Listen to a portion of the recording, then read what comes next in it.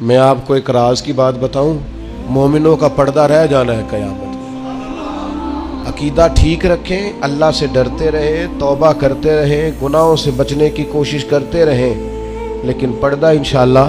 और भी बड़ी जगहों पे हदीस है, पर काजी सनाउल्लाह साहब पानीपती रहमतुल्लाह अलैह ने जो लिखी है नोखी लिखी है। कहते हैं हज़रत अब्दुल्ला इब्न उमर को लोगों ने खड़ा करके पूछा था, वो आपके कान में हुजूर ने क्या बताया था, कान में नबी करीम अलैहिस्सलाम ने क्या बात की थी? तो जनाब अब्दुल्ला इब्न उमर फरमाने लगे, नबी करीम अलैहिस्सलाम ने मुझसे फरमाया था, अल्लाह क़यामत के दिन बंदे को अपने करीब करके पूछेगा वो फलां फलां फलां फलां गुनाह किया था। तो बंदा कहेगा मालिक हो गया, और बंदा डर रहा होगा मालिक हो गया।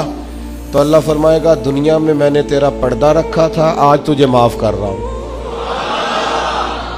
पर्दा रखा था, माफ़ कर रहा हूँ। हज़रत इब्राहीम कहते हैं, या अल्लाह जब कब्रों से उठाए जाएं तो रुसवा न करना, उम्मीद है, करम की उम्मीद है, उसकी रहमत पर उम्मीद है। यौम नहशुरुल मुत्तकीना इलर रहमान वफ़दा, अल्लाह कहता है जब मुत्तकी कब्रों से उठाए जाएंगे तो रहमान की बारगाह में मेहमान बनाकर पेश किए जाएंगे। उम्मीद है करम ही होगा।